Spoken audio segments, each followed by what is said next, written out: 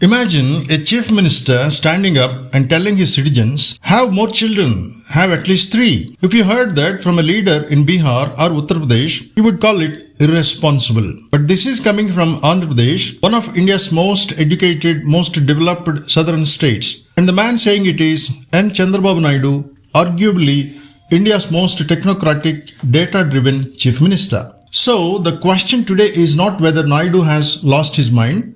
The question is, does he actually have a point? You are watching Dr. Ramesh now and I am Dr. Ramesh.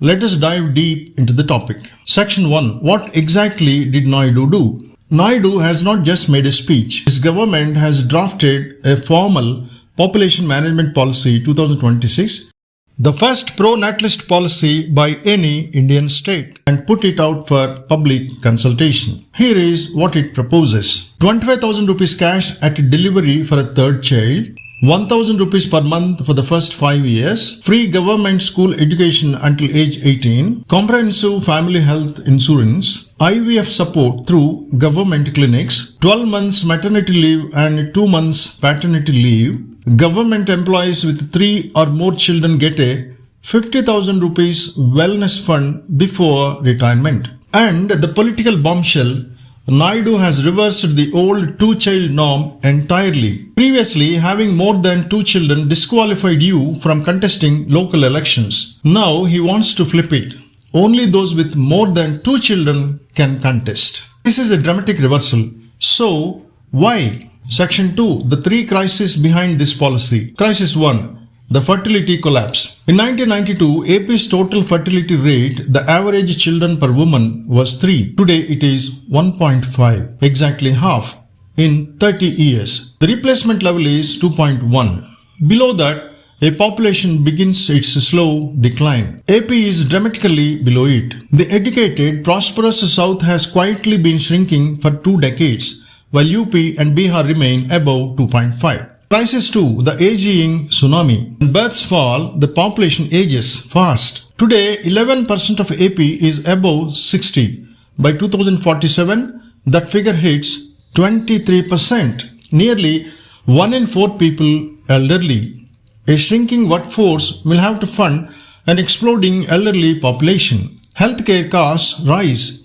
Pension burdens multiply. Economic growth slows. Japan learned this the hard way. South Korea is living it right now. Naidu is looking at those examples and saying, I will not let AP become the Japan of India. Crisis 3. The political punishment, and this is the big one. India's parliament seats are allocated based on population. The delimitation exercise, which redraws constituencies, has been frozen since 1976 to avoid penalizing states that successfully controlled population. That freeze is ending. When delimitation happens, projections suggest the North could gain 40 or more Lok Sabha seats, while the South loses seats because the South did exactly what the Centre asked, controlled its population, and is now being punished for that success. Tamil Nadu's ex-CM M.K. Stalin made the same argument. These southern states followed the National Family Planning Program faithfully. They improved education, healthcare, women's empowerment, and now they face a reduction in political power and central fund allocations. This is not just a demographic problem, it is a federal justice crisis. Section 3. Is he right? The honest verdict. Let us be fair on both sides where Naidu has a point. The aging concern is 100% data backed. No serious demographer disputes that a TFR of 1.5 trending lower creates structural economic damage. India's demographic dividend is not permanent, and in the South, that window is closing faster than most people realize. The delimitation argument is legitimate and urgent.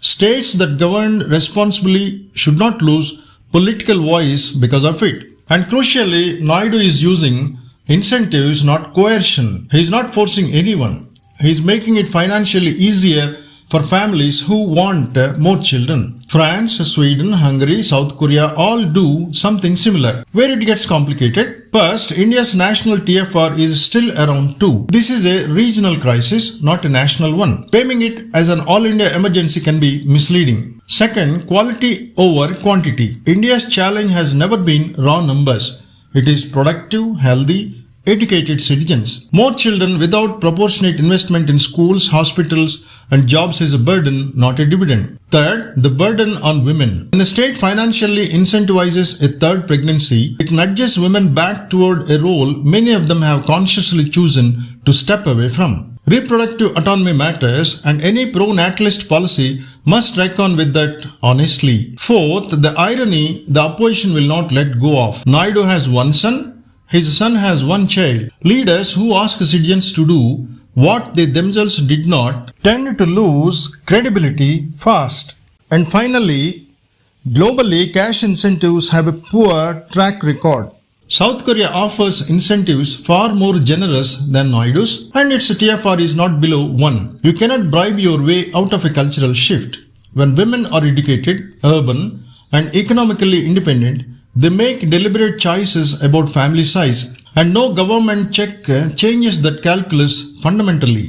Closing verdict. So, good idea or bad idea? The diagnosis is correct. The courage to name it publicly is commendable, but the solution is incomplete. The real answers lie in better childcare infrastructure, reducing the economic anxiety that makes large families feel unaffordable, and most importantly, fighting hard at the national level for a fair delimitation framework that does not punish states for responsible governance. India in 2026 is not one demographic story.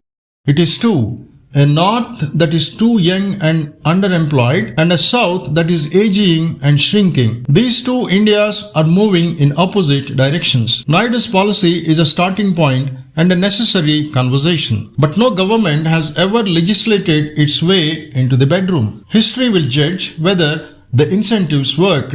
What matters now is that the conversation has begun. If this analysis added value, like, share, and subscribe to Dr. Ramesh Now, where we go beyond the headlines and ask the questions that actually matter.